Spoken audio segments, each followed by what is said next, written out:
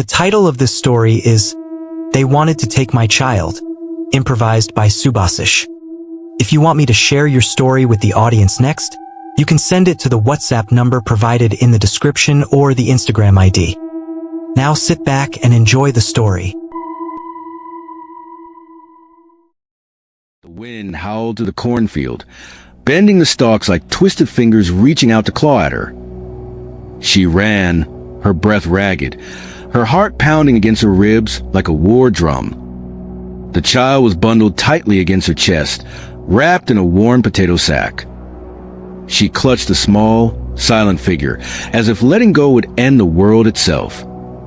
Behind her, the mob was closing in, voices angry and raw, torches flickering like wildfire. The acrid stench of smoke clung to the air, filling her lungs with panic. She stumbled, but she didn't fall. She couldn't. They wanted to take her child. Her child. She knew what they were saying, that she wasn't fit to care for the baby. That grief had poisoned her mind. But she couldn't let them have her daughter. Not after everything she'd already lost. Grief had already dragged her to the depths once before. When the fever came, it took her family, her kin, her blood, her husband, her parents, her brothers and sisters. One by one, they fell, until only she and her baby girl remained.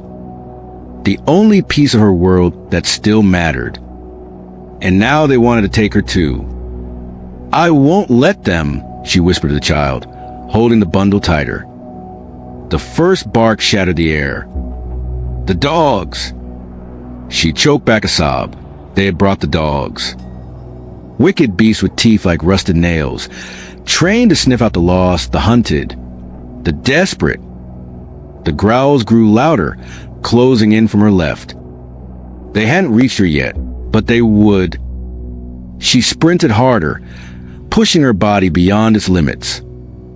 The river, if she could just make it to the river, she might stand a chance. The water would mask her scent. The dogs would lose her trail. Sliding down the riverbank, she hit the mud hard. Her dress clung to her legs, her blistered feet screamed in pain. But she didn't stop. The child, her daughter, stayed pressed against her chest. Nothing else mattered. Nothing.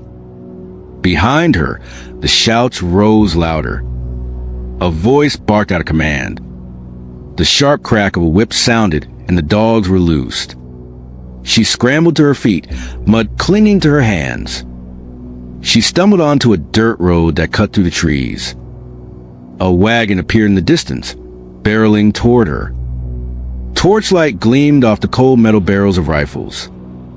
They wouldn't shoot, would they? A gunshot ripped through the air, and the ground beside her foot exploded in a spray of mud. Another shot splintered a nearby tree. They were trying to kill me. The river was so close now, just a few steps more. But something inside her urged her to stop. To look. For the first time that night, she looked down at the bundle in her arms. The child's face was pale, too pale. Lips tinged purple, skin cold as ice. Her breath caught in her throat. Her fingers trembled as she peeled back the potato sack. A boy. Her child had been a girl. The truth struck like a thunderclap. Memories crashed back, sharp and unrelenting. The fever, the funeral, the grave beneath the cedars where her daughter lay buried. She had wept there, wept until her body gave out. But the grief had swallowed her whole. In her madness, she had stumbled into another home, another crib, another child, and she had smothered him. Now, she remembered the cold little body, the weight of it as she wrapped him up and carried him away. This wasn't her child. The mob shouts reached a fever pitch. The dogs were almost upon her. They hadn't come for her daughter. They had come for her, because she had taken someone else's child, and in her grief, she had killed him. The cold air pressed against her skin. The river roared just a few feet away. But she didn't run. She couldn't.